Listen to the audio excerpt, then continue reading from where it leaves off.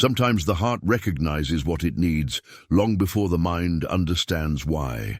In a world that throws people away when they're no longer young, two forgotten souls are about to prove that love has no expiration date. This is Wyoming Territory, 1889, where Thorne Callahan rides down from his mountain cabin to the trading post at Broken Creek.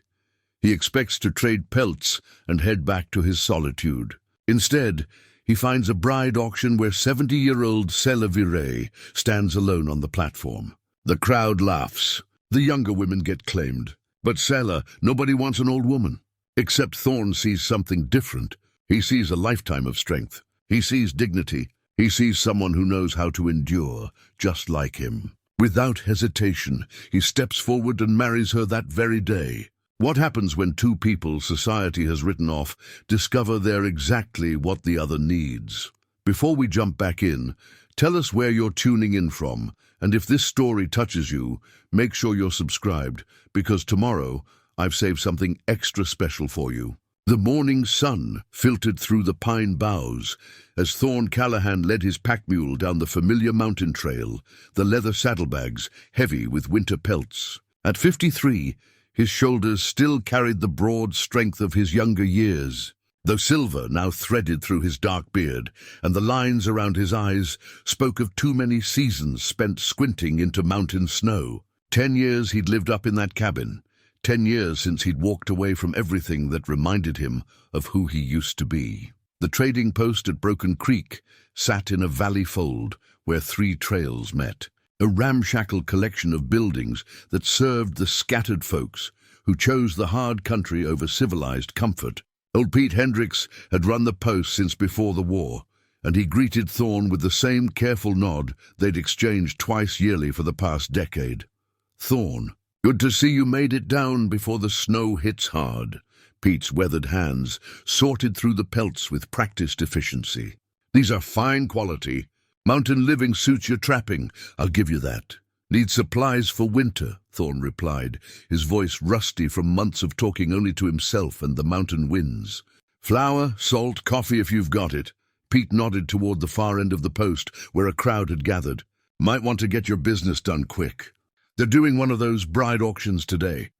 Town council's idea. Bring in wives for the men who can't find them on their own." He shook his head with disgust. "Like trading livestock, if you ask me." Thorne had heard of such things, but never witnessed one.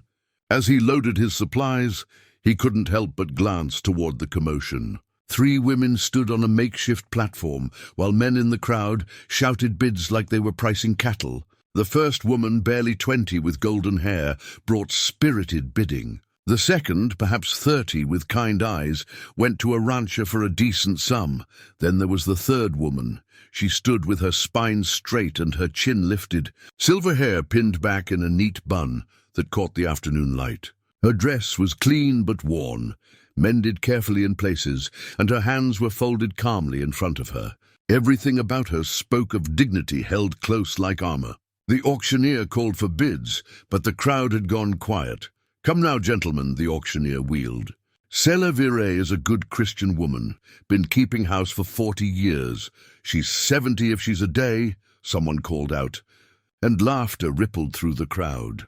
"Too old to bear children," another voice added. "What use is a wife who can't give you sons?" The woman, Sela, never flinched, never looked down, though something in her eyes flickered like candlelight in wind. She'd heard such words before, Thorne realized. This wasn't her first rejection, wasn't her first time being measured and found wanting by men who valued only what a woman could produce rather than what she'd already endured. The auctioneer tried once more, his voice losing enthusiasm. "Surely someone could use a housekeeper, a cook." "I got a housekeeper," a man shouted. "She's called a wife, and she's 30 years younger than that old crone." More laughter, crueler now. That's when Thorne stepped forward. He didn't plan it, didn't think it through. One moment he was loading the last of his supplies, and the next he was walking toward the platform with the kind of purposeful stride that made the crowd part before him. The laughter died as he approached, something in his bearing commanding attention despite his rough mountain clothes and unkempt beard. "I'll take her," he said. his voice carrying clear in the sudden silence. The auctioneer blinked. "Sir, I'll marry her. Today." Sela's eyes met his for the first time, and in that moment Thorne saw what the crowd had missed. This wasn't a woman beaten down by life's hardships. This was someone who'd weathered storms and remained standing. Someone who'd learned that strength came not from avoiding pain, but from enduring it with grace. Her eyes were the color of winter sky, clear and direct, and in them he saw a question. Why? He couldn't have answered if she'd spoken it aloud. He only knew that in her stillness, her quiet dignity, he recognized something of himself. They were both survivors who'd learned to carry their burdens alone. The ceremony was brief, conducted by a circuit preacher who happened to be in town. Thorne had never imagined his wedding day would involve dusty boots and the smell of horses, witnessed by strangers who'd been content to let this woman stand unwanted and unwed. But as he slipped a simple gold band, purchased hastily from Pete's limited jewelry selection, onto Sela's weathered finger, something settled in his chest that had been restless for years.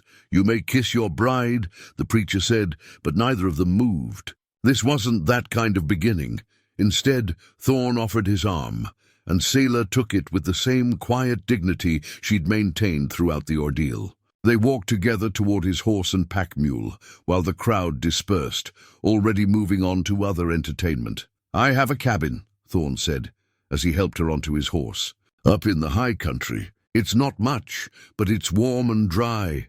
"I'm grateful," Sela replied, her voice carrying the soft cadences of education and refinement that seemed at odds with her presence at a frontier bride auction. "I should tell you, I won't be what they expected me to be. I'm not looking to be anybody's burden or anybody's salvation." He studied her face, finding something reassuring in her directness. "Neither am I." The ride up to his cabin took 3 hours, following switchback trails that climbed steadily through thick stands of pine and aspen. They rode mostly in silence, but it wasn't uncomfortable. Both seemed content to let the mountain quiet speak for them, to postpone the inevitable conversations about expectations and boundaries and what exactly they'd gotten themselves into. Sela rode well despite her age, adjusting naturally to the horse's gait and the uneven terrain. When they paused to rest the animals, she stood without complaint, though Thorne noticed her press a hand briefly to the small of her back. She studied the landscape with interest rather than fear, her gaze taking in the vast sweep of peaks and valleys that had been his only neighbors for a decade. "How long have you lived up here?" she asked as they resumed climbing. 10 years, give or take. "Since after the war?" She nodded, asking no follow-up questions about which war or what had driven him to seek such solitude. He appreciated that. Too many people wanted to dig into wounds better left alone. The cabin sat in a clearing, surrounded by tall pines, with a creek running clear and cold along one side. Thorne had built it with his own hands, from logs he'd cut and hauled himself, and while it wasn't large, it was solid and well chinked against the weather. Smoke rose from the chimney. He'd banked the fire before leaving, but kept it alive in case of early snow. He helped Sela down from the horse and watched her survey what would be her new home. The cabin was maybe 20 feet square, with a stone fireplace, a rough wooden table, and his narrow bed pushed against the far wall. Shelves held his few books, his spare clothes, and the practical items needed for mountain living. Everything was clean and well-maintained, but sparse, built for one person's simple needs. "There's a root cellar dug into the hillside," he said, suddenly aware how little he had to offer. "Keeps things cool in summer from freezing in winter. I've got vegetables stored, some preserved meat." Sela walked to the single window and looked out at the view of distant peaks turning purple in the afternoon light. From her worn leather bag, she pulled a small leather-bound book and set it carefully on the table. A prayer book, Thorne realized, its pages soft with use and its binding darkened by countless hands. "It's peaceful," she said finally. I'd forgotten what real quiet sounded like. That evening, they shared a simple meal of venison stew and biscuits that Sela had somehow improved just by the way she served them, adding dried herbs from her small collection and paying attention to details that had never occurred to him. They ate by lamplight while the fire crackled, two strangers learning the rhythms of sharing space. "I should tell you about the sleeping arrangements," Thorne said, clearing his throat. "I can make a place by the fire. You take the bed." Sela considered this with the same directness she'd shown all day. "We're married now, Mr. Callahan. Properly married according to law and God. But I think we both understand this isn't a conventional situation." She paused, choosing her words carefully. "I've been a wife before. Twice. I know what marriage can be, and I know what it doesn't have to be." Relief and something that might have been disappointment flickered through him. "I'm not expecting anything you're not willing to give, nor I from you." She stood and moved toward the bed, then turned back. "But I won't have you sleeping on the floor in your own home. This bed is large enough for two people to sleep respectfully. We're both old enough to manage our conduct with wisdom." And so it was that Thorne found himself sharing his bed with a woman he'd known for less than a day. Two people lying carefully on opposite edges of the mattress, listening to each other breathe in the darkness. Outside, the wind picked up, rattling the shutters and bringing the scent of coming snow. Neither of them slept easily that first night, but neither of them spoke of it in the morning. 3 days into their marriage, Sela was rearranging the few items on Thorne's shelves when her fingers found the wooden box pushed far back behind his spare ammunition. It wasn't hidden exactly, but it wasn't displayed either. The kind of placement that suggested something a man wanted to forget but couldn't bring himself to throw away. She almost put it back without opening it. Privacy mattered, especially between two people still learning the boundaries of their unexpected partnership. But something about the careful way it had been positioned, neither hidden nor revealed, made her pause.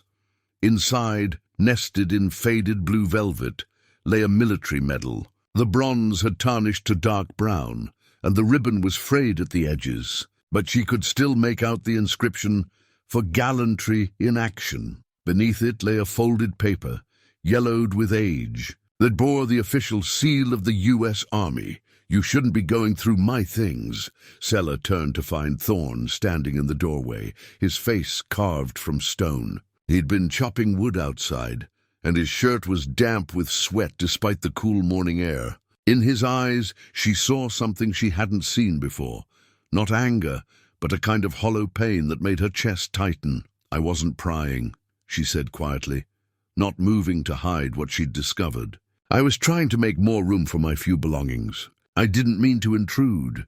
Thorne stepped inside and closed the door behind him, moving with the careful control of a man holding himself together by force of will. He took the box from her hands, his fingers lingering for a moment on the tarnished medal before closing the lid with a sharp snap. "Some things are better left buried," he said. "Are they?" Sela settled into the chair by the window, her prayer book in her lap, as it had been each morning since her arrival. "I've found that buried things have a way of growing in the dark until they're bigger than they need to be." "You don't know what you're talking about." The words came out harsh. But Sela had raised children and buried husbands. She knew the difference between anger meant to hurt and anger meant to protect. This was the latter. "Tell me," she said simply. "No, Thorne." She spoke his name with the same quiet authority she'd used to calm frightened horses and fevered children. "We're married now. That means we share the burden of living with whatever ghosts have followed us into this cabin. I've got my own shadows, believe me, I do. But hiding from them won't make them go away." He stood there for a long moment, the box clutched in his hands like he was holding his own heart. Outside, a hawk cried high and lonesome, and the wind stirred the pines with a sound like distant voices. Finally, he sat down across from her at the small table, setting the box between them like a confession waiting to be made. "Sand Creek," he said, and his voice was so quiet she had to lean forward to hear him. "Colorado Territory, 1864. I was a young cavalry officer then, barely 25, and full of ideas about honor and duty and serving my country." Sela's hands stilled on her prayer book. She'd heard whispers about Sand Creek, the kind of stories that traveled in shadows and were spoken of only in hushed tones. "We were told it was a military action against hostile Indians," Thorne continued. staring down at the worn wood of the table. Colonel Chivington said they were planning attacks on settlements, that we had to strike first to protect innocent lives. I believed him. God help me, I wanted to believe him. The silence stretched between them, filled with the weight of words not yet spoken. It wasn't a military camp, he said finally. It was families. Old men and women, mothers with children. They were flying American flags, white flags of truce. They thought they were safe. His voice broke on the last word. We killed them anyway. All of them. Sela reached across the table and covered his hands with hers. They were shaking, she realized, this strong man who'd seemed so solid and unshakable. I tried to stop it, he whispered. I tried to pull back, to get my men to see reason. But orders are orders, and the blood was up, and by the time it was over... He looked up at her then, and in his eyes she saw the weight of 25 years' worth of guilt. I got that medal for gallantry, for participating in the slaughter of innocents. They called it a victory, but you know it wasn't. I know what I did. I know what I failed to stop. He pulled his hands away from hers and stood walking to the window to stare out at the mountains that had become his refuge. That's why I came up here, Sela. That's why I've lived alone all these years. Some things can't be forgiven. Some men don't deserve peace.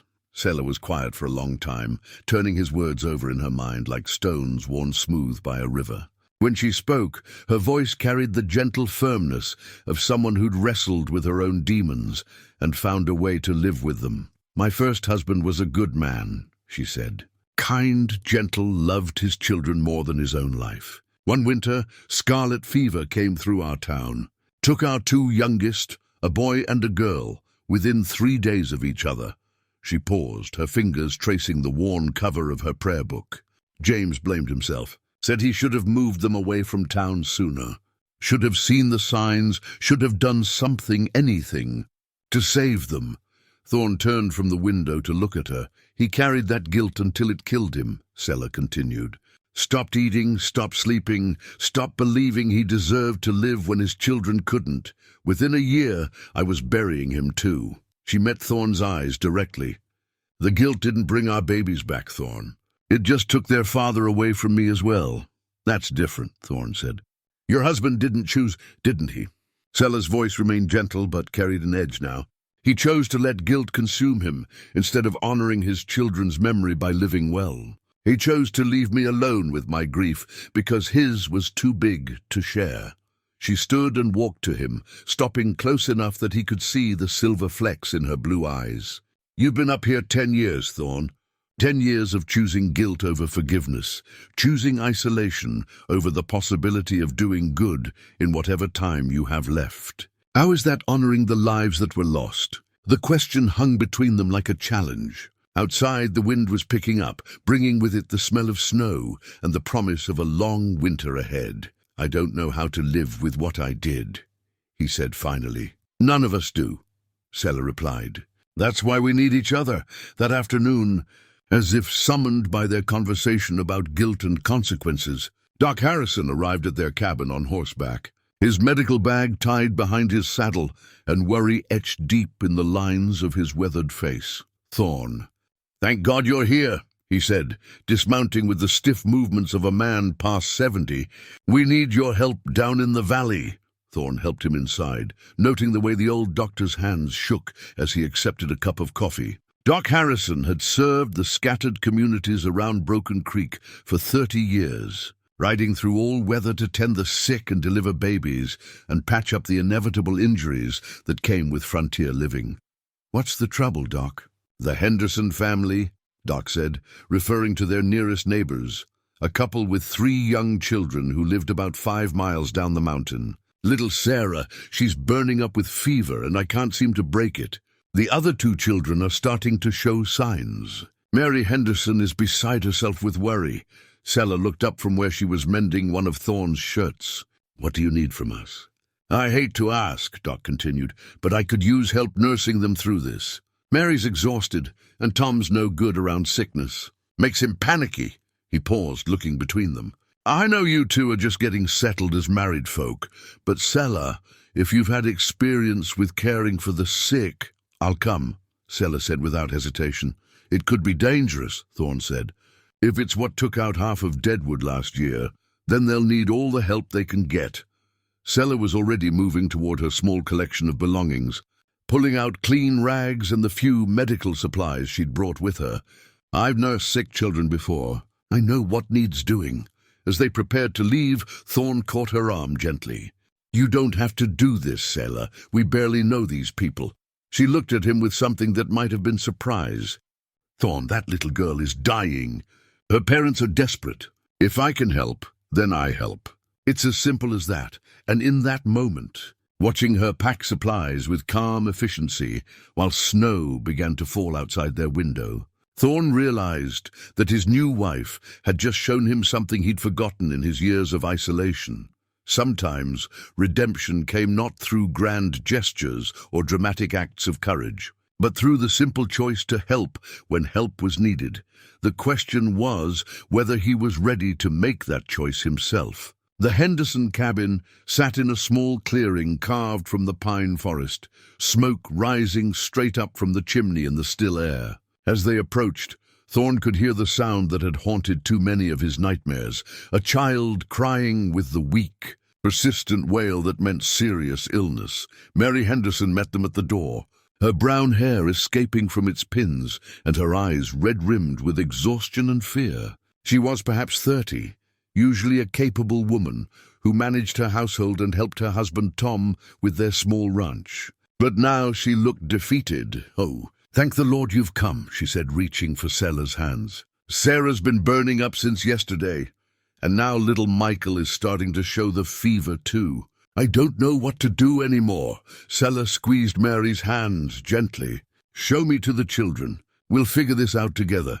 Inside, the cabin was stifling hot despite the cold weather outside. Tom Henderson had kept the fire built up high, thinking the warmth would help his sick children. He was a big man, strong enough to wrestle steers and clear stumps, but he stood helplessly beside his daughter's bed, looking lost. Sarah, maybe 7 years old, lay beneath heavy quilts, her small face flushed red with fever. Her breathing was shallow and quick, and when Sela touched her forehead, the child barely stirred. "First thing we need to do is cool this room down," Sela said, already moving with the calm efficiency she'd shown at the cabin. "Tom, can you open a window?" "Just a crack. We need air moving, but not a draft." "But she's so cold," Mary protested. "She keeps shivering." "The shivering is from the fever breaking," Sela explained gently, pulling back the heavy quilts and leaving only a light blanket. "Her body is trying to cool itself down, but we've been trapping the heat in." She looked around the cabin, taking inventory. "Do you have any willow bark? Or white oak bark if you don't have willow?" Mary shook her head, but Tom straightened.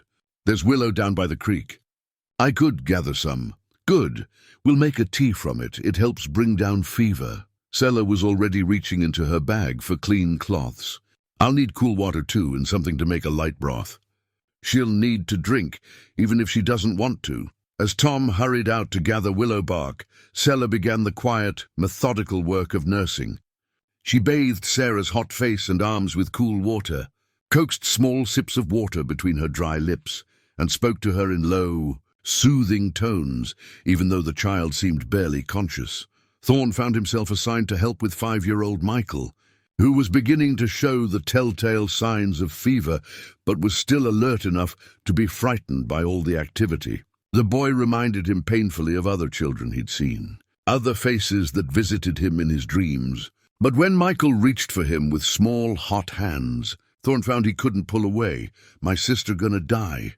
Michael asked, his voice thick with congestion and fear. Thorne looked across the room to where Sela was patiently spooning willowbark tea into Sarah's mouth, one tiny sip at a time. The older woman's face was calm and focused, but he could see the tension in her shoulders. "Your sister's very sick," he said finally, settling into the chair beside Michael's bed. "But Mrs. Callahan knows about taking care of sick children. She's going to do everything she can. Are you going to help her?" The question caught Thorne off guard. He'd planned to stay just long enough to see them settled, then return to his cabin and the familiar solitude of his mountain routine. Getting involved in other people's crises Caring about outcomes he couldn't control. That was exactly what he'd spent 10 years avoiding. But Michael was looking at him with the kind of trust that children gave so easily. And across the room, Sela glanced up and met his eyes. She didn't say anything, didn't push or demand, but in her look he saw a quiet question. What kind of man do you want to be? Yeah, he heard himself say. I'll help her. The next 3 days passed in a blur of careful nursing, anxious watching, and small victories measured in degrees of fever and sips of broth consumed. Sela organized the household like a general managing a campaign, assigning tasks and maintaining the routines that kept hope alive. She had Tom chopping wood and keeping the fires at exactly the right level, warm enough for comfort, but not so hot as to trap fever heat. Mary she assigned to cooking, giving the anxious mother something useful to do with her hands while they waited to see if the children would recover. Thorne found himself drawn deeper into the rhythm of caregiving than he'd expected. He learned to read the signs of fever breaking, to coax reluctant children to drink when they wanted only to sleep, to sit quietly beside sickbeds and offer the kind of steady, reassuring presence that seemed to matter as much as medicine. On the second night, when Sarah's fever spiked dangerously high and they thought they might lose her, he held Michael while the boy cried for his sister. And Sela worked with Doc Harrison to bring the little girl's temperature down. They packed her in cool, damp cloths and took turns bathing her burning skin, while Mary prayed aloud and Tom paced the small cabin like a caged animal. She's so small, Michael whispered against Thorne's shoulder. What if she goes away like Grandpa did? Sometimes people do go away, Thorne said, his voice rough. But your sister's a fighter. Look how hard she's trying to get better. How do you know? Thorne thought about all the ways a person could give up, all the times he'd seen people simply stop fighting because the pain was too much to bear. But Sarah kept breathing, kept taking the medicine they spooned into her mouth, kept holding on even when her small body was burning itself up from the inside, because she hasn't quit, he said simply. By the third morning, Sarah's fever broke completely. She woke asking for water and complaining that she was hungry, and Mary Henderson started crying with relief so profound she couldn't stand upright. Michael's fever had never climbed as high, and he recovered more quickly, though he stayed close to his sister, as if afraid she might disappear if he looked away. As they prepared to return to their own cabin, Mary pressed a small wooden box into Sela's hands. This was my grandmother's sewing kit, she said. She always said the right tools in the right hands could mend anything that was broken. I want you to have it. Sela accepted the gift with the same grace she'd shown throughout the crisis, though Thorne noticed her eyes were bright with unshed tears. The sewing kit was beautiful, carved from some dark wood and fitted with precise compartments for threads, needles, and small scissors. It spoke of careful craftsmanship and the kind of care that lasted across generations. Thank you, she said simply. I'll treasure it. The ride home was quiet, both of them exhausted, but carrying a different kind of tiredness than they'd known before.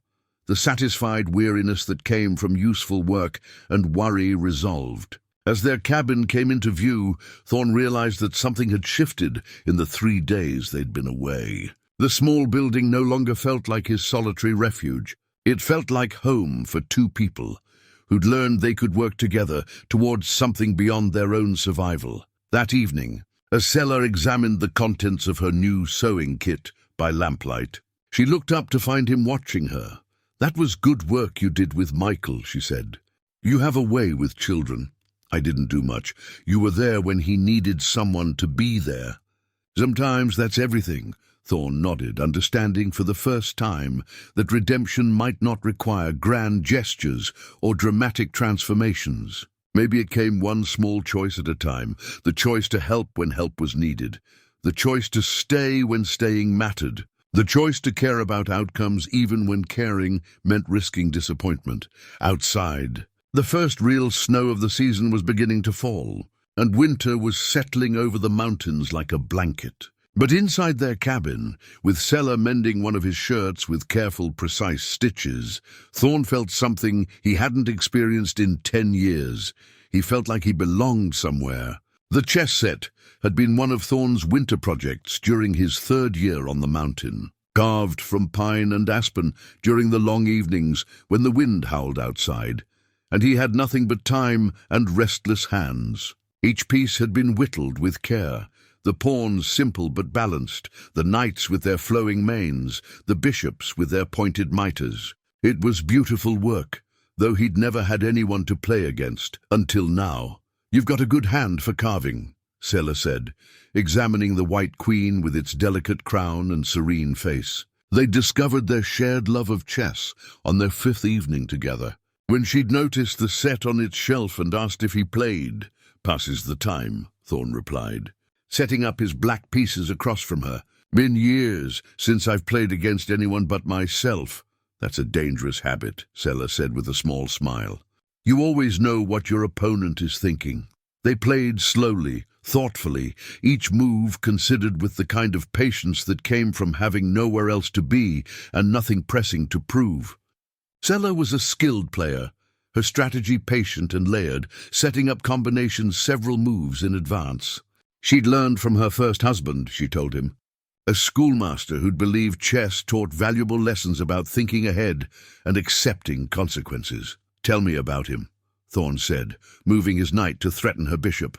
"Your first husband." Sela studied the board, then advanced a pawn to support her position. "James was a good man. Quiet, thoughtful, loved books more than people sometimes. He taught school in a small town in Kansas before we came west." She paused, her fingers lingering on her captured bishop. "We had 3 children together, 2 girls and a boy. What happened to them?" "Disease took the youngest too, like I told you. Our oldest, Margaret, died in childbirth when she was 19. Sela's voice remained steady, but Thorne heard the careful control that came from practice at speaking painful truths. "After that, James just faded, like he'd used up all his fight keeping us going. And when the children were gone, he didn't know how to live for anything else." Thorne moved his queen, putting pressure on her king's position. "And your second husband?"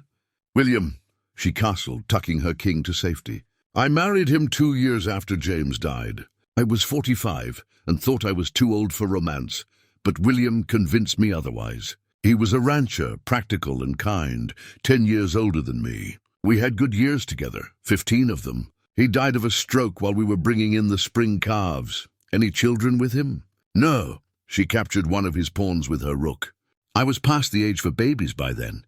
And William had grown children from his first marriage, who made it clear they didn't appreciate a stepmother inheriting what they considered theirs." "Is that why you ended up at the bride auction?" Sela was quiet for a long moment, studying the board with the kind of concentration that meant she was thinking about more than chess moves. Outside, snow was falling again, the flakes visible in the lamplight through their single window. "William's oldest son challenged the will," she said finally. "Said his father wasn't in his right mind when he left me the ranch, that I'd taken advantage of an old man's foolishness. The judge agreed, said it wasn't natural for a man to leave property to a wife instead of his blood children." Her laugh held no humor. 15 years of marriage. And I walked away with nothing but the clothes I was wearing and what few personal things they couldn't claim belonged to the ranch. Thorne felt anger rise in his chest, hot and sudden. "That's not right. Right doesn't always win in court, especially when you're a woman with no money for lawyers." She moved her queen, putting his king in check. "I had nowhere to go, no family left, no skills that would earn me a living wage. The bride auction seemed like the only option that didn't involve begging or worse." He moved his king to safety, but he was thinking more about her story than the game now. "You could have fought it, found a way to challenge the decision." "With what?" "I was 68 years old, Thorne, with no money and no prospects. Fighting requires resources I didn't have." She leaned back in her chair, studying him across the board. "Sometimes the strongest thing you can do is accept what you can't change and find a way to keep moving forward." "Is that what you're doing now?" "Moving forward." Sela was quiet for so long that he thought she might not answer. When she spoke, her voice was soft but certain. "I'm trying to figure out what this is, this arrangement between us. Whether it's just two lonely people keeping each other company through a hard winter or something more. The question hung between them like a chess piece waiting to be played. Outside, the wind picked up, rattling the shutters and sending snow against the windows in small, pattering sounds. "I don't know either," Thorne admitted. "I haven't thought about more in so long, I'm not sure I remember how." She nodded, understanding in the gesture. "We don't have to decide tonight. Or tomorrow. Winter's long up here. We'll have plenty of time to figure out what we are to each other." Their first real argument came 3 days later, sparked by something as simple as firewood. Thorne had been splitting logs behind the cabin when he noticed Sela struggling to carry an armload of the split pieces to the woodpile beside the door. The load was too heavy for her, though she was managing it through sheer determination. Her face set with the kind of stubborn pride he was beginning to recognize. "Let me take that," he said, setting down his axe and reaching for the wood. "I can manage it." "I know you can." "But there's no need, there's every need." She shifted the load to get a better grip, her jaw set. "I'm not an invalid, Thorne. I can carry my share. I didn't say you were an invalid. He reached for the wood again, and she stepped back. "Just what? Think I'm too old, too weak? Too much trouble to have around?" The words came out sharper than she'd intended, he could tell, but there was real hurt underneath the anger. He saw it in the way her shoulders tensed, the way her eyes flickered with something that looked like old pain. "That's not what I meant, isn't it?" She set the wood down with more force than necessary, several pieces rolling off the pile. "You've been up here alone for 10 years, Thorne. You're used to doing everything yourself, managing everything your way. Now you've got an old woman cluttering up your space, and you're trying to be polite about it." "But stop!" His voice was sharper than he'd intended, and she went quiet, though her chin stayed raised in defiance. "You think I married you out of pity?" "I don't know why you married me." "Neither do I." The admission surprised them both. "But it wasn't pity, Sela, and it wasn't charity." They stood looking at each other across the scattered firewood, two people who'd lived long enough to carry deep wounds and protective walls. The snow was falling again, and in the distance a hawk cried high and wild. "Then what was it?" she asked finally. Thorne picked up one of the fallen logs, turning it over in his hands while he searched for words that might hold truth without exposing too much. "When I saw you standing on that platform, with all those men acting like you were worthless, I recognized something. The way you held yourself, like you'd been knocked down before, but you weren't going to stay down. Like you knew your own worth, even when nobody else could see it." Sela's expression softened slightly, though her posture remained wary. "I've been alone up here for 10 years, he continued. "And in all that time I never once thought about sharing this place with anyone. Then I saw you, and something just shifted, like maybe I'd been alone long enough." She studied his face for a long moment, then bent to pick up the scattered wood. This time, when he moved to help her, she didn't object. They worked together in silence, restacking the pile, and when they finished, she turned to him with something that might have been the beginning of a smile.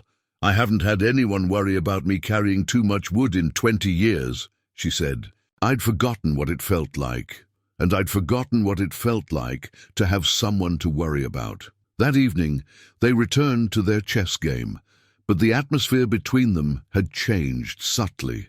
The conversation flowed more easily, and when their hands brushed reaching for the same captured piece, neither of them pulled away quickly.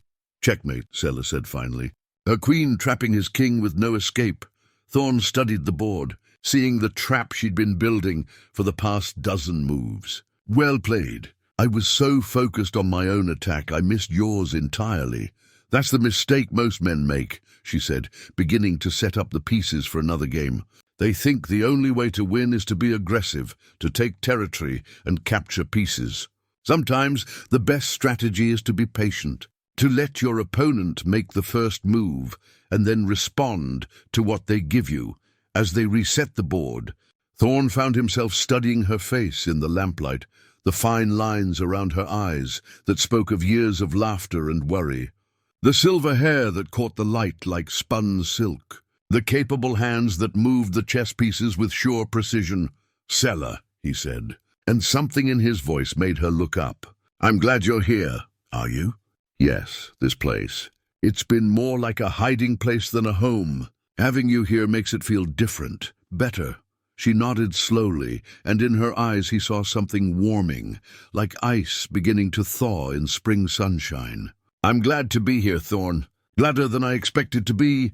Outside, the snow continued to fall, and winter settled deeper over the mountains. But inside their cabin, with the chess pieces arranged between them and the fire crackling in the hearth, two people who'd thought they were finished, with new beginnings, discovered that sometimes the heart recognizes what it needs long before the mind understands why. The game they played that night lasted until the fire burned low, and when they finally went to bed, they lay a little closer together than they had before. Close enough to hear each other breathe, close enough to share warmth on a cold mountain night. The mountain lion came in the deep of winter, when the snow lay thick and silent around the cabin, and the world seemed frozen in crystalline stillness.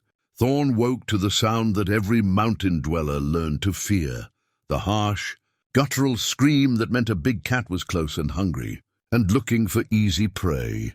He was out of bed and reaching for his rifle before he was fully awake, his body moving with the practiced efficiency of a man who'd spent decades responding to danger. Beside him, Sela sat up, instantly alert despite having been sound asleep moments before.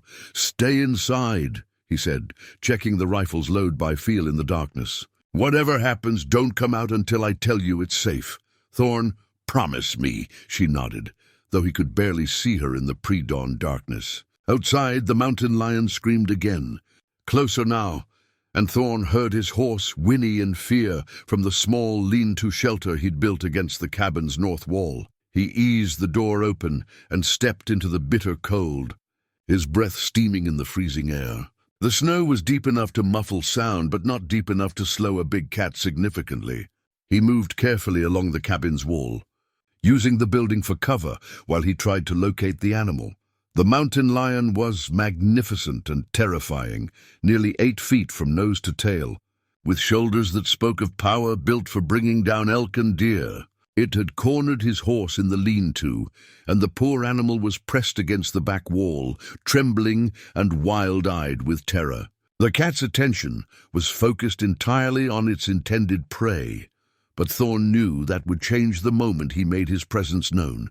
He'd killed before, too many times in too many different circumstances. But it had been 10 years since he'd been forced to take a life, and his hands shook slightly as he raised the rifle. The mountain lion was just an animal following its instincts, trying to survive a harsh winter the same way all of them were. But survival sometimes required hard choices. The shot echoed off the surrounding peaks like thunder, and the mountain lion dropped without a sound. The horse continued to shake and snort, but it was alive and uninjured. Thorne approached the dead cat carefully, rifle ready in case his first shot hadn't been as clean as it appeared.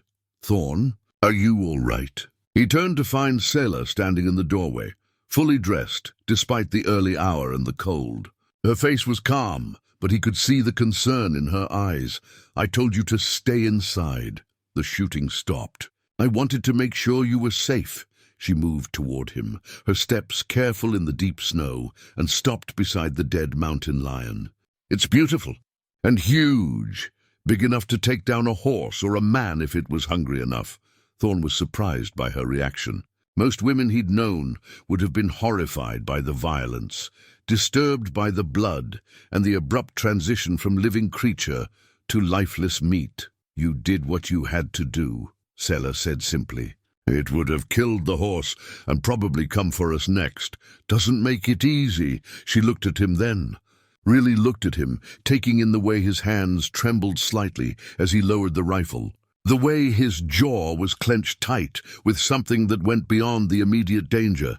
"You've done this before," she said. It wasn't a question. "Yes, but not animals." Thorne was quiet for a long moment, staring down at the mountain lion. In the growing light, he could see that it was an old male, scarred from fights and lean from a hard winter, probably desperate enough to risk approaching human habitation, driven by hunger to take chances it would normally avoid. During the war, he said finally. And after, during the Indian campaigns. I was good at it. Too good. Good at killing. Good at staying alive when other men didn't. Good at making the hard choices. Good at doing what needed to be done. He looked up at her, and in his eyes she saw the weight of every life he'd taken, every decision that had kept him breathing while others fell. Some skills you wish you could forget, but they're burned into you too deep to ever go away completely. Sela stepped closer. Close enough that he could see the silver threads woven through her hair. Close enough to see the frost on her breath in the cold air. "Show me," she said. "What?" "Show me how to use that rifle. If we're going to live up here together, I should know how to protect myself. Protect us both if something happens to you." Thorne stared at her, surprised by the request. "Sela, you don't need to." "Yes, I do. I've been dependent on other people's protection my whole life, Thorne. My father, then my husband's, then the charity of communities that saw me as someone's responsibility rather than someone with her own strength." She held out her hand for the rifle. "I'm 70 years old. If I'm going to learn to take care of myself, I'd better start now," so he taught her. There in the snow beside the dead mountain lion, while the sun rose over the peaks and painted the world in shades of gold and rose, he showed her how to hold the rifle properly, how to sight along the barrel, how to squeeze the trigger with steady pressure rather than jerking it. She was a good student, patient and focused, asking questions about breathing and stance, and how to compensate for distance. "The hardest part isn't the shooting," he told her as she practiced aiming at a distant tree. "It's deciding when not to shoot, knowing when something can be scared away rather than killed, when mercy is possible and when it isn't. How do you know the difference?" Thorne thought about Sand Creek, about the children who'd been running away rather than attacking, about the moment when everything went wrong and he'd been too young and too afraid to stop it. "Sometimes you don't," he admitted. "Sometimes you make the wrong choice and live with it forever." She lowered the rifle and looked at him with those clear blue eyes that seemed to see right through all his defenses. "And sometimes you make the right choice and live with that too. Both are hard in different ways." They spent the morning skinning the mountain lion, salvaging the meat and the hide. It was messy, difficult work, but Sela didn't flinch from it. She worked alongside him with the same calm competence she'd shown nursing the Henderson children, accepting the reality of survival without complaint or squeamishness. "My grandmother used to say that living close to the land meant accepting all parts of it," she said, carefully separating hide from muscle. "The beauty and the harshness, the birth and the death. You can't have one without the other. Most people prefer to avoid the harsh parts. Most people haven't lived as long as we have." She paused in her work, wiping blood from her hands with a clean rag. "When you're young, you can afford to believe in simple answers, easy choices. Age teaches you that life is more complicated than that." That afternoon, as they worked together to prepare and preserve the mountain lion meat, Thorne found himself watching Sela with growing appreciation. She'd taken charge of the process with quiet authority, organizing their tasks and making sure nothing was wasted. Her hands moved with the sure knowledge of someone who'd processed meat before, who understood the value of making the most of what Providence provided. "Where did you learn to do this?" he asked. "First marriage. We lived on a farm in Kansas, and every fall we'd slaughter a pig and a couple of chickens for winter meat. Nothing got wasted. Couldn't afford for anything to get wasted." She smiled at the memory. "I hated it at first. Seemed cruel, killing animals I'd helped raise. But James helped me understand that taking life for survival was different from taking life for sport or anger. The animal gave its life so we could live. That deserved respect, not waste." As evening approached and they finished their work, Thorne realized something had shifted between them again. Working together through the crisis and its aftermath, sharing the responsibility and the difficult choices, had created a different kind of intimacy than their careful conversations and chess games.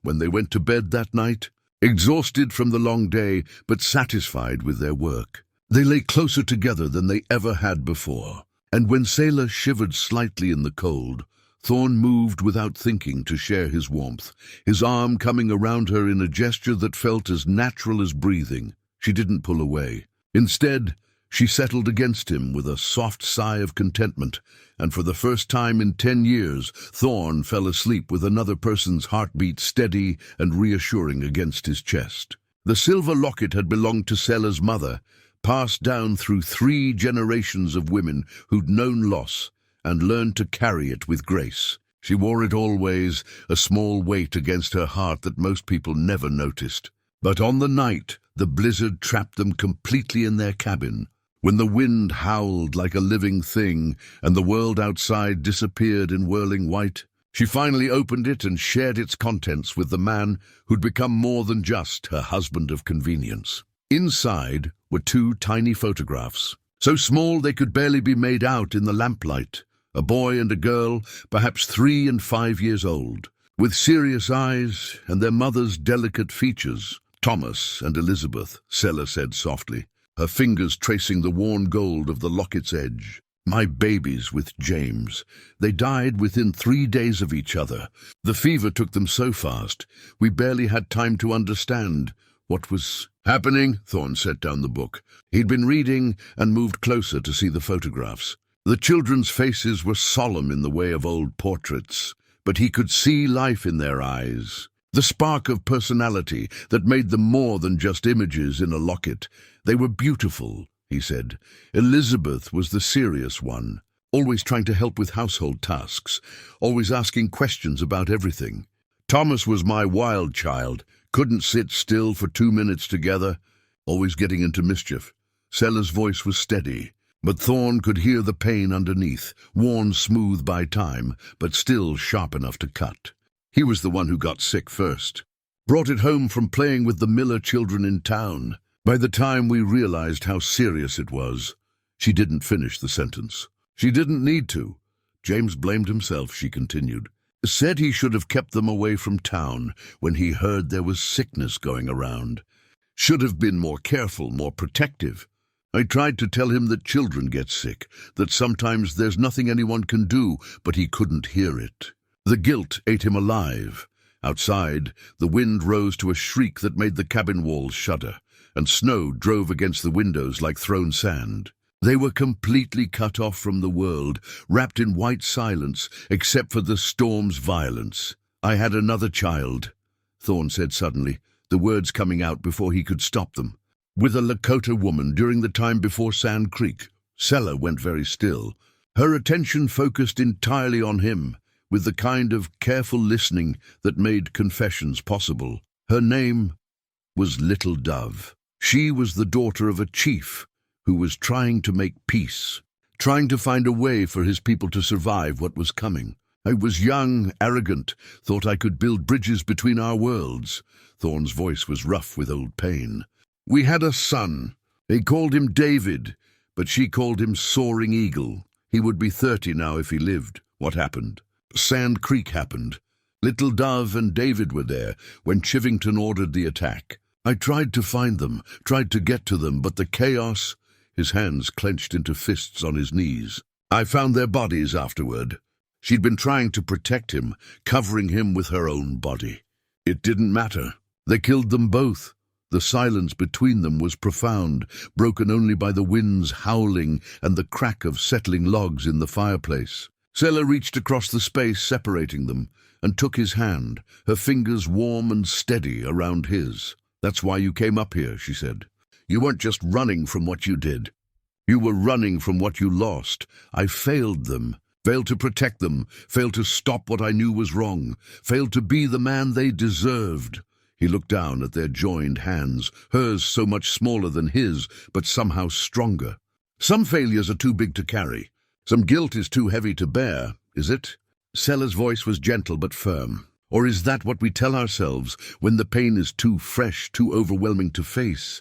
When I lost Thomas and Elizabeth, I thought I'd never survive it. The emptiness was so complete, I couldn't imagine ever feeling anything else. But time has a way of changing pain, Thorne. Not erasing it, but softening the edges, making it bearable. She opened the locket again, looking down at her children's faces with an expression of tenderness mixed with sorrow. "I still miss them every day," she said. "But I've learned to carry that missing differently. Instead of it being a weight that drags me down, it's become a reminder of how much love I'm capable of feeling. The pain is the price of having loved them so deeply." "And you think I should feel the same way about David and little Dove? I think you've spent 30 years punishing yourself for not being able to save them. But punishing yourself doesn't honor their memory, Thorne. Living well does. Using the time you have left to create something good does." The storm continued to rage outside, but inside their cabin, something was shifting between them. The careful distance they'd maintained, the polite boundaries they'd established, all of it was dissolving in the face of shared grief and the intimacy that came from truly seeing each other's wounds. "Come here," Sela said softly, and when he moved closer, she reached up to cup his face in her hands. "You're a good man who was trapped in an impossible situation. You've carried this burden alone for too long." The kiss, when it came, was gentle and tentative at first. Two people who'd thought they were past such feelings, discovering that love didn't end just because hair turned grey and skin lined with age. But then Sela's arms came around his neck and Thorne pulled her closer. And suddenly they were kissing with the desperate hunger of people who'd been alone too long and had finally found someone who understood their darkness. When they broke apart, both were breathing hard, and Thorne could see wonder in Sela's eyes that probably matched his own. "We're not too old for this," she said. And it sounded like a question and an affirmation at the same time. "No," he agreed, his voice rough with emotion. "We're not too old." That night, for the first time since their wedding, they came together not as strangers sharing a bed for warmth and convenience, but as husband and wife choosing each other despite everything they'd lost, everything they'd endured.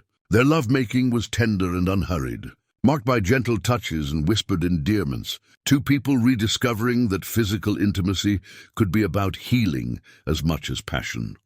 Afterward, as they lay entwined in the warmth they'd created together, Sela traced patterns on Thorne's chest with her fingertip. "What happens when spring comes?" she asked. "When the snow melts and we're not trapped up here together anymore?"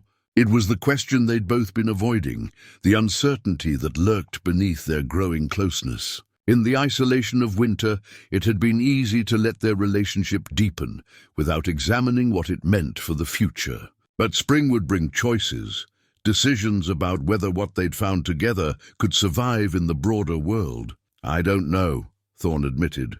"I've been thinking about it, but I don't know. The Hendersons will expect us to be proper married folk, not just two people sharing space for convenience." "Is that what we are? Two people sharing space for convenience?" Sela was quiet for a moment, considering. "We started that way. But what we are now, this is real, isn't it? This feeling between us?" "It's real," Thorne said with certainty. "Whatever else happens, what we have now is real." Outside, the storm was beginning to subside, the wind's shriek settling to a moan, the driving snow giving way to the gentle whisper of flakes, falling steadily but without violence. Soon, the world would dig itself out from under the white blanket, and life would resume its normal rhythms. But inside their cabin, two people who'd learned to carry their grief with grace had found something worth building a future around. And for the first time in years, both of them were looking forward to spring. The letter arrived with the first thaw, carried by a rider who looked like he'd been traveling hard through dangerous country. Marries Virey was tall and lean, with his mother's blue eyes and the kind of weathered face that spoke of years spent outdoors. He was perhaps 45, and when he dismounted from his tired horse and looked at the cabin where his mother now lived, his expression was complicated, relief mixed with uncertainty and something that might have been disapproval. Sela stood in the doorway, her hand pressed to her throat, as if she couldn't quite believe what she was seeing. "Marcus! My God, Marcus, is it really you?" "Hello, Mama." His voice was careful, controlled, and when she moved toward him with tears streaming down her face, he accepted her embrace with the stiffness of someone who taught himself not to trust in happiness. Thorne watched from beside the woodpile where he'd been splitting logs, taking in the family resemblance and the tension in the younger man's posture. This was the son Sela had believed dead for 20 years, the child who disappeared during an Indian raid and never been found. Now he stood in their clearing like a ghost made flesh, carrying news that would shatter the careful peace they'd built together. "I got word you were alive," Marcus said, pulling back from his mother's embrace to study her face. "Heard you'd married again to some mountain man. Had to see for myself. How did you find me?" Sela's voice was shaky with emotion, her hands still gripping his arms, as if afraid he might disappear again. Marcus glanced toward Thorne, his expression guarded. "Word travels even up here. Someone mentioned seeing an older woman at the trading post, heard the name Virey." He paused, his jaw tightening. "Of course, they also mentioned you married a stranger the same day you met him. That true?" Before Sela could answer, Marcus reached into his coat and pulled out a crumpled letter, yellowed with age and worn soft from handling. "This came to the post office in Laramie 3 months ago. Been carrying it around, trying to decide what to do about it." Sela's face went white as she recognized the handwriting on the envelope. "Where did you get this?" "Man named Silas Brennan brought it. Said he'd been looking for you for years, following leads from Kansas to Colorado to Wyoming. Said he's your brother-in-law from your marriage to William." Marcus's voice was hard now, and in his eyes, Thorne saw the kind of anger that came from learning you'd been lied to. "Said you ran off with something that belonged to him, and he aims to get it back." The letter shook in Sela's hands as she opened it, and Thorne could see her face crumble as she read the contents. When she looked up, her eyes held the kind of fear he'd seen in cornered animals, desperate and wild and ready to fight or run. "Sela?" Thorne moved toward her, alarmed by her sudden pallor. "What does it say?" "He's found me," she whispered. "After all these years, Silas has found me." Marcus stepped between them, his hand moving instinctively toward the gun at his hip. "Maybe you better explain what's going on here, Mama, because that letter makes some serious accusations, and I need to know if they're true." Sela sank into the chair beside their door, the letter clutched in her hands like evidence of her own guilt. When she looked up at them, her face was etched with shame and something deeper, the bone-deep weariness of someone who'd been running for so long she'd almost forgotten what she was running from. "I lied to you," she said to Thorne, her voice barely above a whisper. "When I told you about William's death, about losing the ranch to his children, it wasn't the whole truth." Thorne felt something cold settle in his stomach, but he kept his voice steady. "Tell me the truth now. William did die of a stroke. That part was real. But before he died, he discovered something, evidence that his brother Silas had been stealing from him for years, doctoring the books, selling cattle and keeping the profits, bleeding the ranch dry little by little." Sela's hands were shaking now, and tears leaked from the corners of her eyes. "William was getting ready to confront him, to have him arrested when the stroke took him. And you kept quiet about it?" Marcus asked, his voice sharp with disbelief. "At first, yes. I was grieving, confused, and Silas convinced me it would be better to let sleeping dogs lie. Said it would only cause scandal and hurt the family name." She looked up at Thorne, and in her eyes he saw the desperate need for him to understand. "But then I found William's journal, his real records hidden in the safe. The theft was worse than I'd thought. Silas had been stealing for 15 years, taking thousands of dollars that should have gone to improve the ranch, to secure our future. So you took the evidence," Thorne said. "Beginning to understand, I took the journal and the bank records William had hidden. Planned to turn them over to the sheriff to see justice done." Her voice broke on the words. "But Silas found out. He came to the house one night, drunk and angry, demanding I hand everything over. When I refused, he—" She stopped, her free hand moving unconsciously to her throat. "He hurt you," Thorne said, "and it wasn't a question. He tried to. Told me I was just a woman, that no one would believe me over him. Said if I didn't give him what he wanted, he'd make sure I disappeared, just like so many other inconvenient widows had disappeared over the years." Sela's voice was steady now, but Thorne could see the cost of maintaining that control. "That's when I knew I had to run. I took the evidence and what money I could carry and disappeared in the middle of the night." Marcus was staring at his mother like he'd never seen her before. "You've been hiding from him all this time?" For 20 years. Not hiding. Living. Trying to build some kind of life while staying ahead of a man who wouldn't hesitate to kill me to protect his secrets. She held up the letter with trembling hands. But it wasn't enough. He never stopped looking. Thorne took the letter from her hands and read it quickly, his jaw tightening with every word. Silas Brennan's handwriting was educated but heavy-handed. The letter itself, a masterwork of veiled threats wrapped in legal language. He claimed Sela had stolen family property and absconded with money that belonged to the ranch. He demanded her immediate return to Colorado to face justice for her crimes. And he mentioned that he had the law on his side. Warrants had been issued, bounties posted. "This is all lies," Thorne said, handing the letter to Marcus. "Your mother isn't a thief." "How do you know that?" Marcus asked, but his voice lacked conviction. He was reading the letter now, and Thorne could see him struggling with the conflict between what he'd been told and what he'd observed of his mother's character. "Because I know her," Thorne said simply. "And because men like Silas Brennan don't hunt someone for 20 years over a few stolen dollars. They hunt them because their victims can destroy them." Sela was watching this exchange with growing despair, and when she spoke, her voice was small and defeated. "It doesn't matter what the truth is. He has the law on his side now, official papers that make me a wanted criminal. Even if I could prove he was the real thief, who's going to believe a 70-year-old woman over a respectable rancher?" "I believe you," Marcus said suddenly, and both Sela and Thorne turned to stare at him in surprise. "I remember Silas from when I was a boy.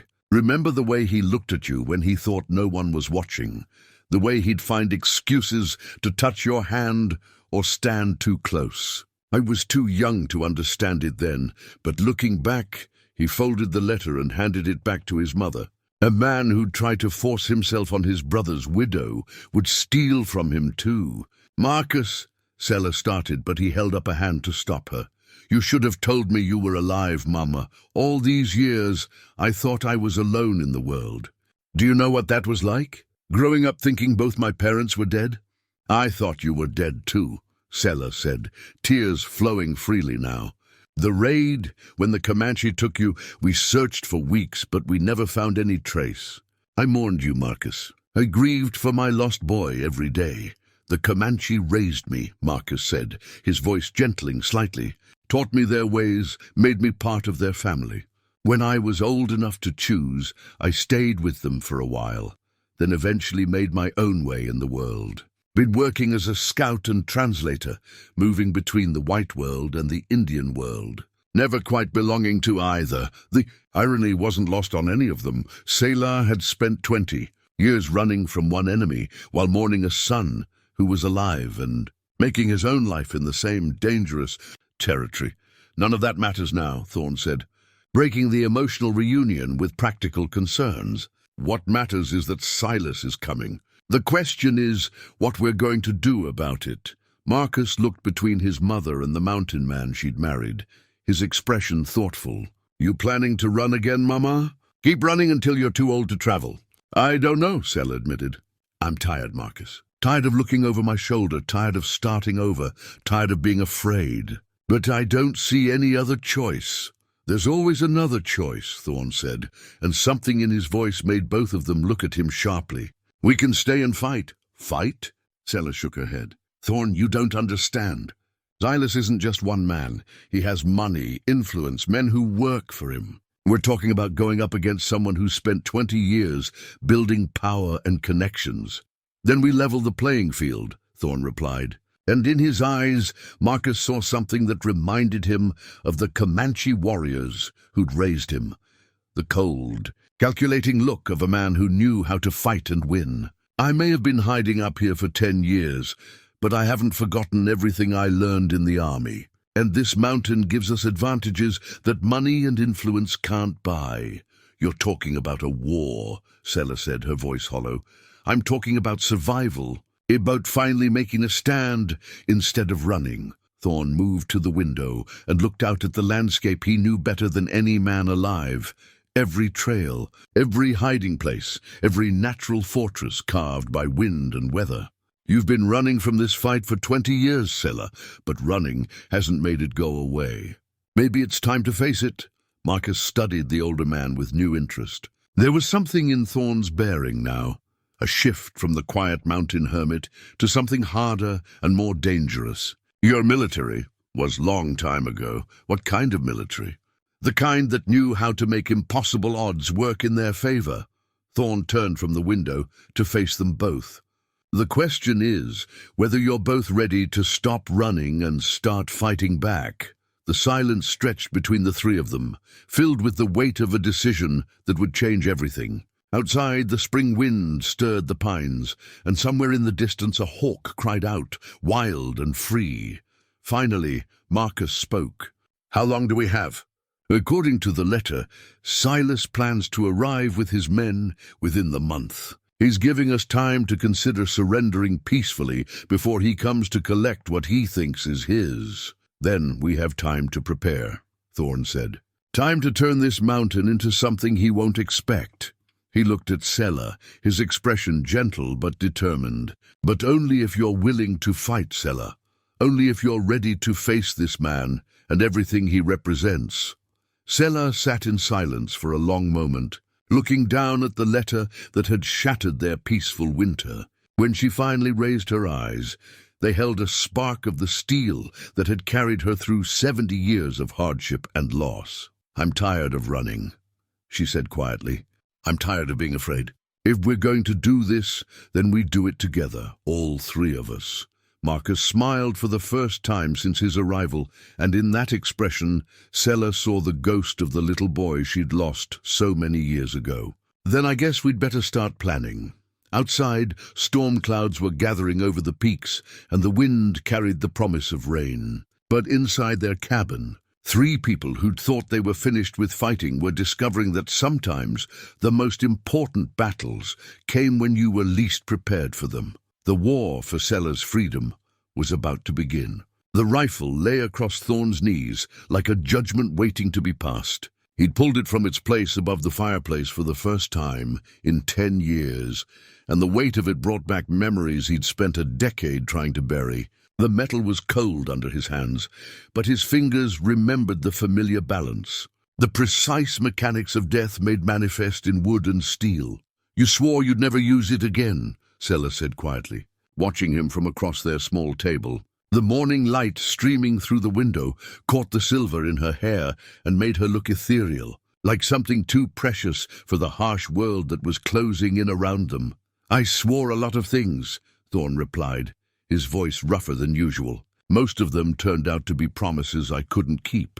Outside, Marcus was setting up the defensive positions they'd planned during 3 intensive days of preparation. He moved with the fluid efficiency of someone who'd learned warfare from the Comanche, silent, purposeful, deadly. The combination of his Indian training and Thorne's military experience had produced a strategy that turned their mountain cabin into a fortress that would make Silas Brennan pay dearly for whatever he thought he'd come to claim.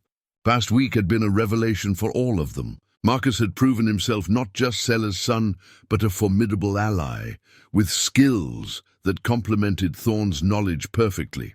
Together, they'd prepared ambush points along the 3 trails that led to the cabin, cached weapons and supplies at strategic locations, and created fallback positions that would allow them to fight a running battle through terrain they knew intimately and their enemies didn't know at all.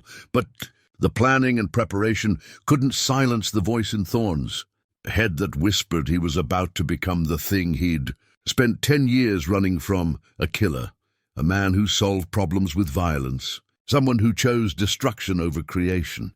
The rifle in his hands felt like a return to everything he'd tried to leave behind. "Tell me about the first time you killed someone," Sela said, and the unexpected question made him look up at her in surprise. "Why would you want to know that?" "Because you're about to do it again, and you're tearing yourself apart over it. I can see it in your eyes, in the way you hold that rifle like it might bite you." She leaned forward, her expression intent. "You told me about Sand Creek, about the big terrible thing that drove you up here. But before that, there was a first time. There's always a first time. Thorne was quiet for a long moment, his thumb tracing the worn stock of the rifle. Outside, he could hear Marcus moving through the trees, checking their preparations one final time. "I was 19, he said finally.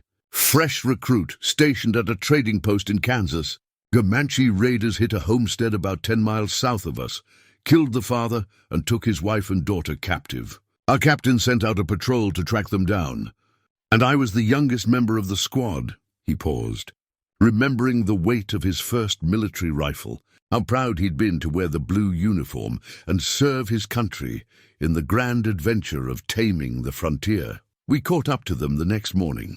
The Comanche had stopped to rest their horses, and they'd tied the woman and her daughter to trees at the edge of their camp. Our sergeant ordered us to attack, and in the fighting that followed, I put a bullet through a warrior who couldn't have been much older than I was. How did it feel? The question was asked gently, without judgment, but it still made Thorne flinch.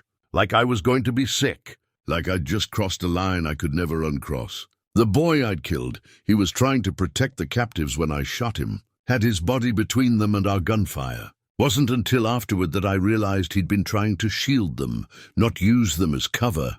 And the woman and daughter? We got them back. Took them home to bury the father and tried to rebuild their lives.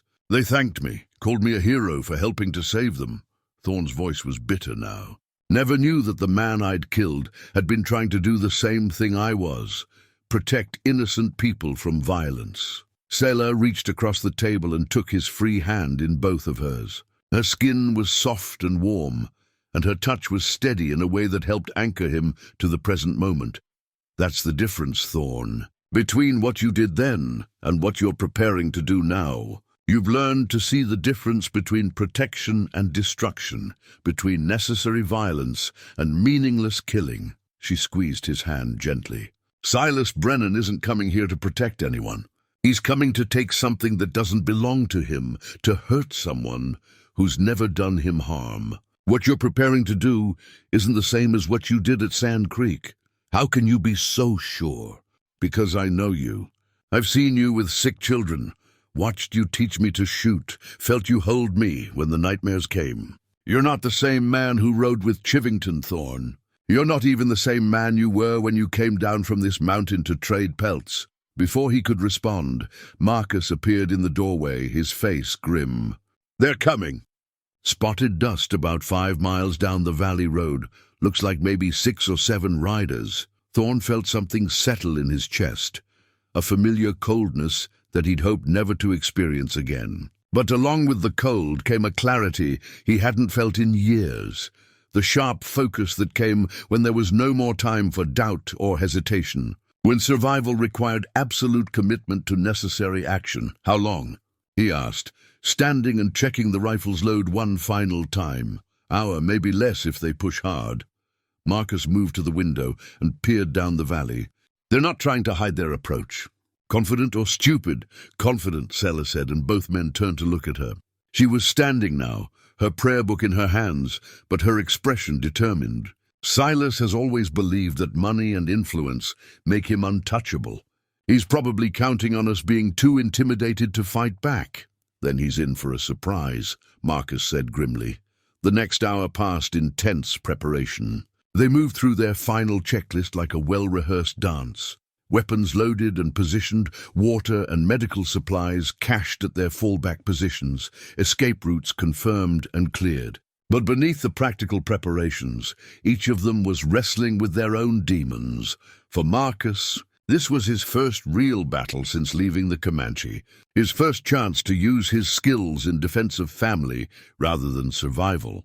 For Sela, it meant finally facing the man who'd terrorized her dreams for 20 years, standing up to someone who'd convinced her that running was her only option. And for Thorne, it meant becoming a warrior again, after a decade of trying to convince himself he was nothing more than a hermit. Whatever happens, Sela said as they took their positions, I want you both to know that these past months have been the happiest I've had in 20 years. Finding you both, building this life together, it's been worth whatever comes next. Nothing's going to happen to you, Mama, Marcus said, but his voice carried the forced optimism of someone trying to convince himself as much as others. "Something's going to happen to all of us," Thorne said, checking the sightlines from their defensive position one final time. "The question is whether we're going to let it happen to us, or whether we're going to make it happen to them," as if summoned by his words. The sound of horses reached them, the steady rhythm of riders who thought they were approaching easy prey. Thorne moved to the window and saw them coming up the final switchback toward the cabin.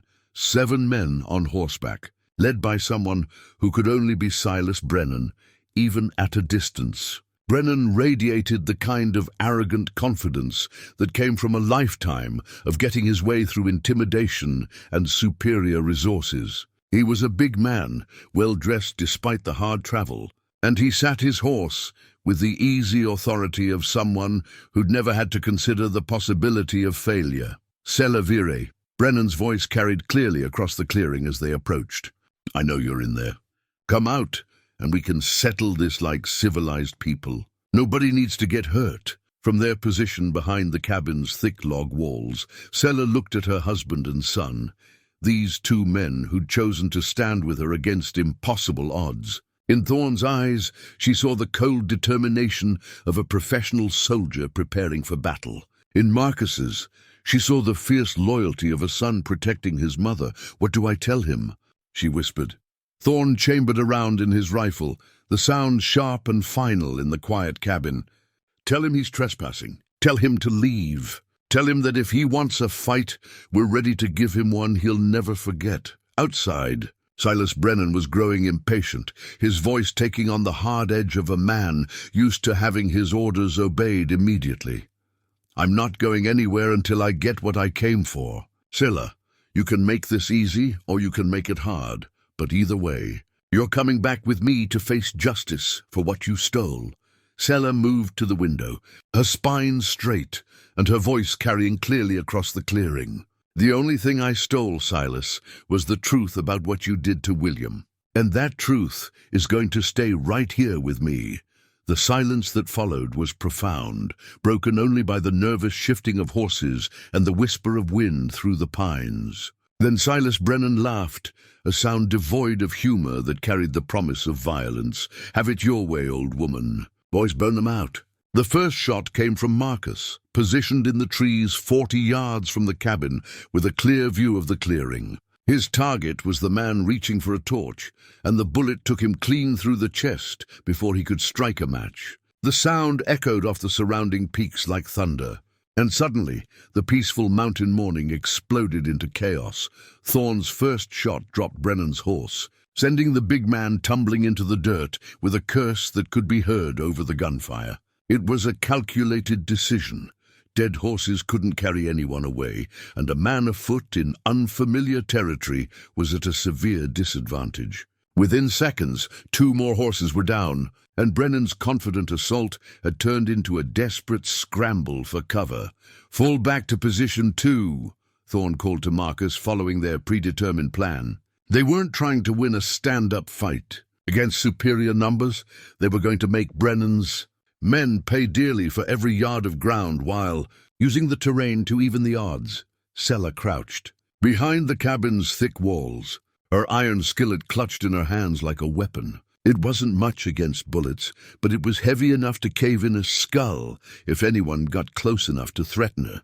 The practical weight of it was strangely comforting, a reminder that she'd spent 70 years learning to make the best of whatever tools were available. "Where are they?" One of Brennan's men shouted, his voice high with panic, as another shot from the trees dropped the man beside him.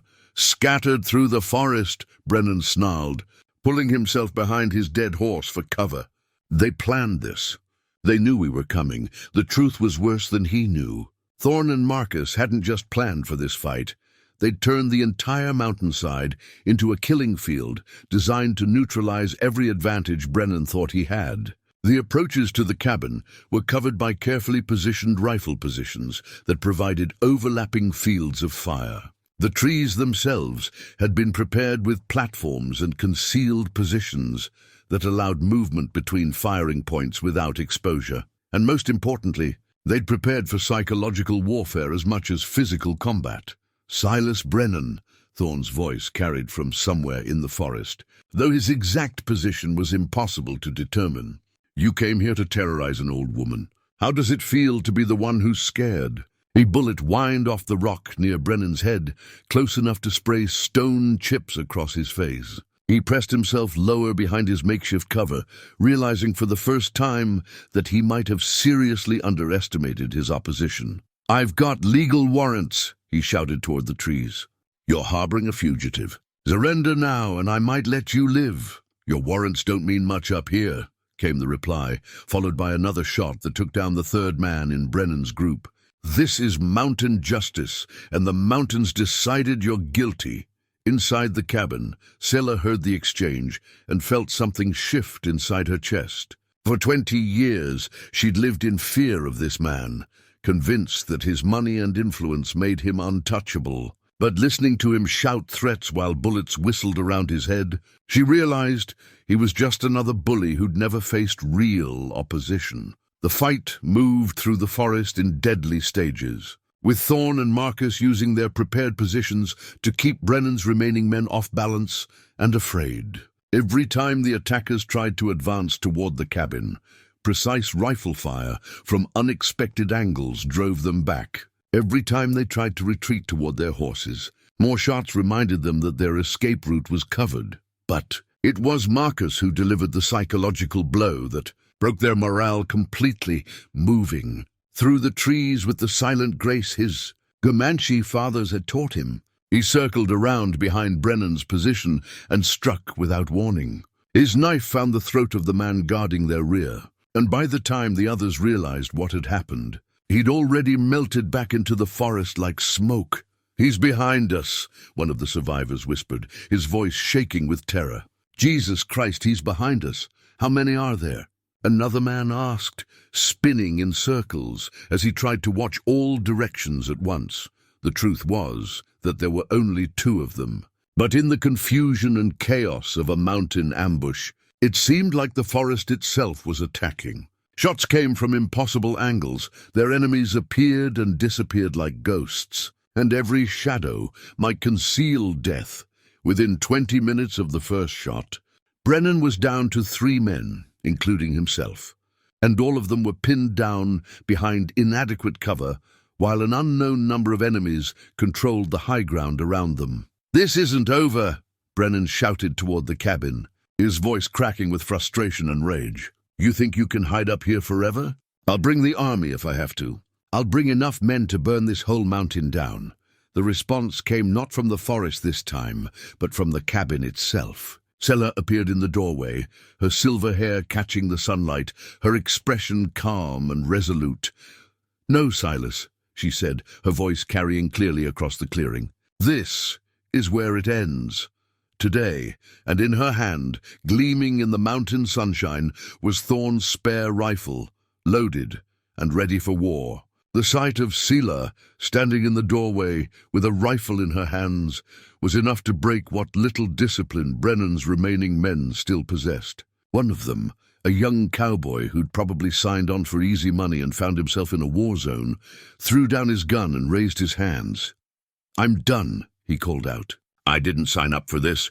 Lady, I'm walking away, and I don't want no part of whatever quarrel you got with Mr. Brennan." Sela nodded toward him, her rifle trained on Brennan himself. "Go, walk down that trail and don't look back. Tell anyone who asks that Sela Virey fought for her freedom and won."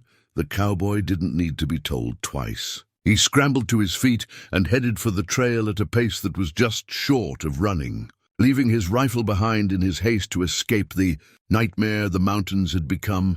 That left Brennan and one loyal gunman, a hard-faced individual who looked like he'd seen more than his share of violence and wasn't impressed by mountain ambushes or old women with rifles. "Boss," the gunman said quietly, "maybe we should reconsider this approach. Come back with more men, better planning." "No!" Brennan's voice was flat with rage and humiliation. 20 years he'd been hunting this woman. 20 years of patient tracking and careful investigation. He'd built his reputation on getting what he wanted. And he wasn't about to let a mountain hermit and an old woman destroy everything he'd worked for. "I'm not leaving without her," he continued, pulling a pistol from his coat. "I don't care if I have to burn that cabin down with all of them inside it." But as he spoke, his eyes fell on something that made his blood run cold. There, tucked into Sela's belt like a warrior's talisman, was his own wedding ring. The simple gold band Thorne had placed on her finger at their improvised ceremony. Even in the middle of a gunfight, even facing the man who'd terrorized her for 2 decades, she wore it like a shield. The sight of that ring seemed to focus something in Brennan's mind, to crystallize all his rage and frustration into a single, burning need to destroy what she'd built in place of the life he'd tried to control. "You think marrying some mountain savage makes you safe?" he shouted, rising from behind his cover with the pistol in his hand. "You think hiding up here changes what you are?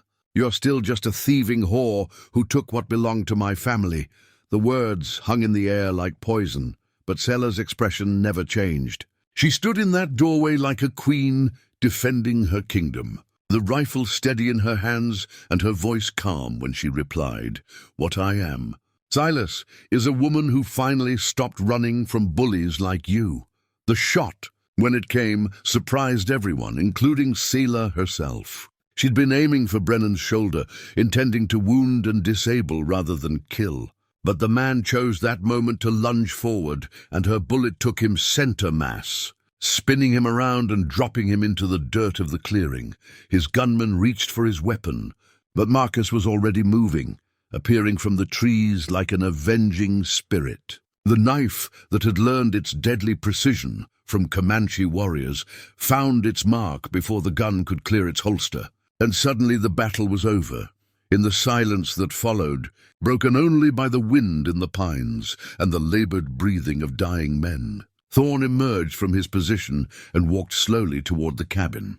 His rifle was still ready, but his eyes were on his wife, this remarkable woman who'd stood her ground against impossible odds and won. "Are you hurt?" he asked, reaching out to take the rifle from her shaking hands. "No," Sela replied, though her voice was unsteady now that the immediate danger had passed. "I don't think so." "Is it over? Is it really over?" Marcus appeared at her other side, his son's arm coming around her shoulders in a gesture of protection and pride.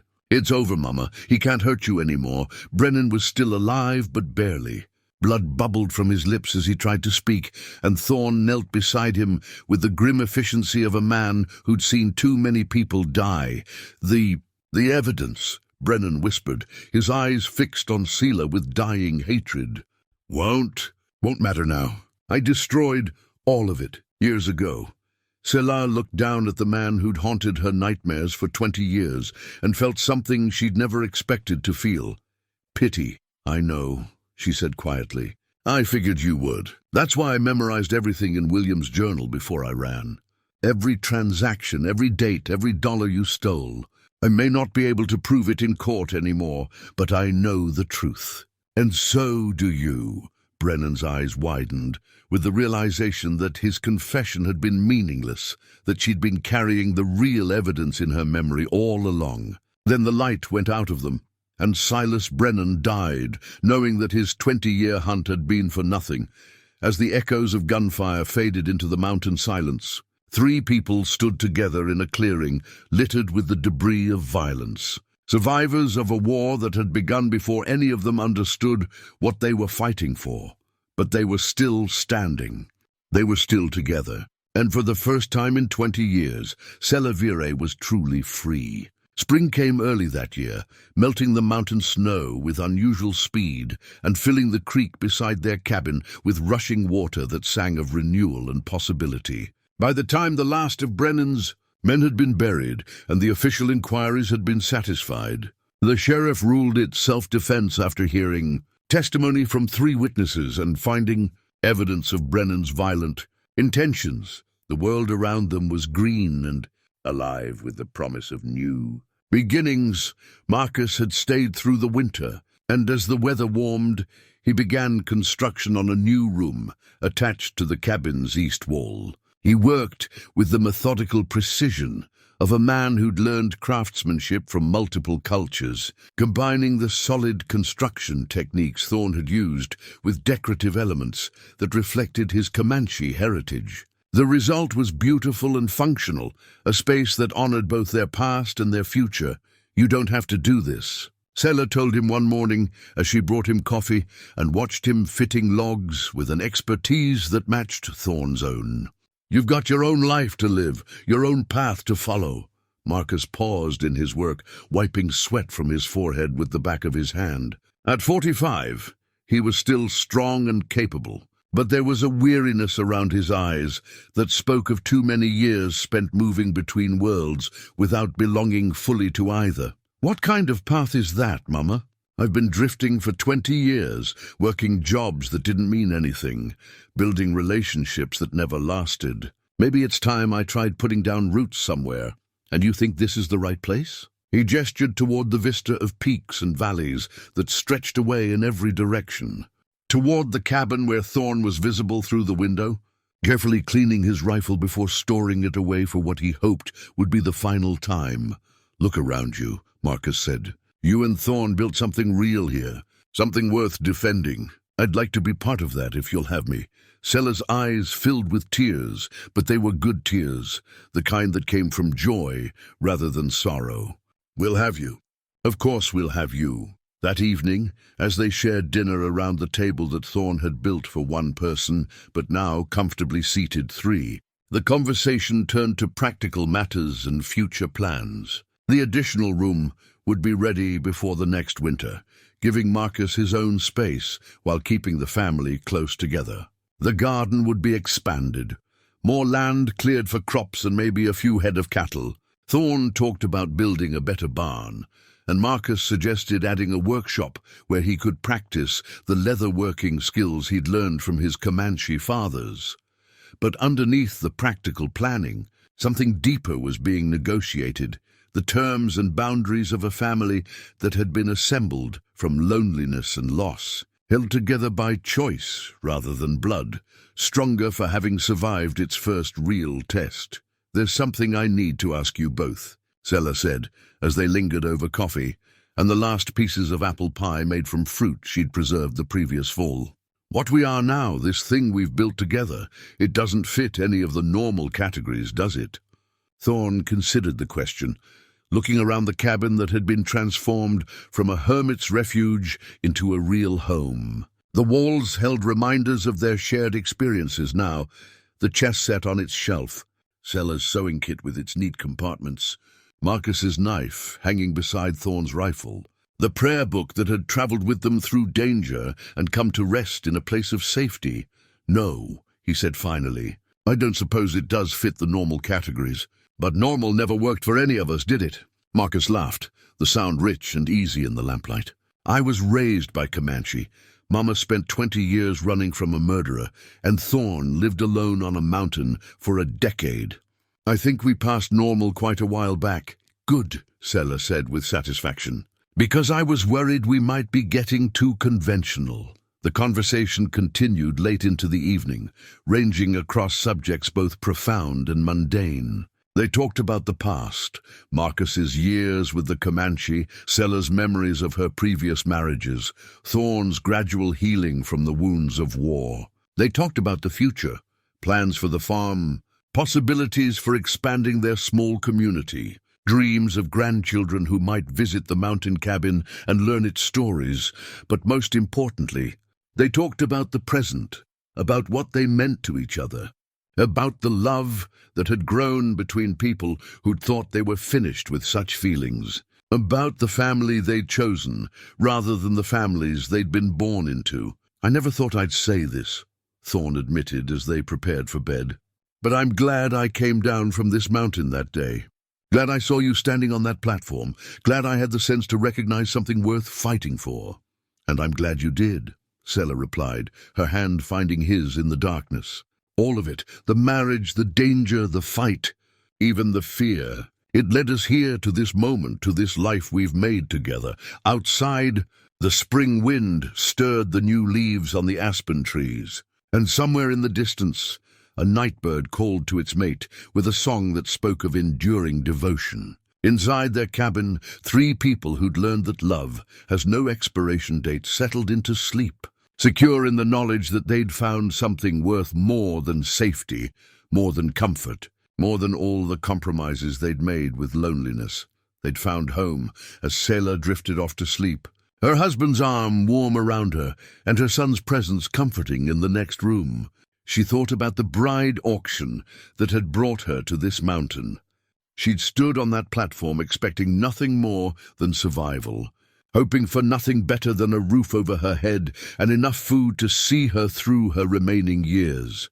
Instead, she'd found everything she'd stopped believing was possible. Love that honored her strength rather than demanding her submission.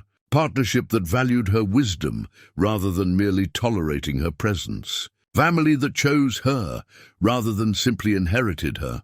Sometimes the heart recognizes what it needs long before the mind understands why. And sometimes, when you're brave enough to reach for what seems impossible, the impossible reaches back and chooses you in return. In the growing darkness of the mountain night, 3 wedding rings caught the last glimmers of firelight, Thorne's and Sela's, worn smooth with use and warmed by the heat of hands that had learned to work together. And the new ring Marcus had crafted for himself, a symbol of his commitment to this family they'd built from courage and hope. Love, it turned out, really had no expiration date. It just waited patiently for people wise enough to recognize its value and brave enough to fight for its survival.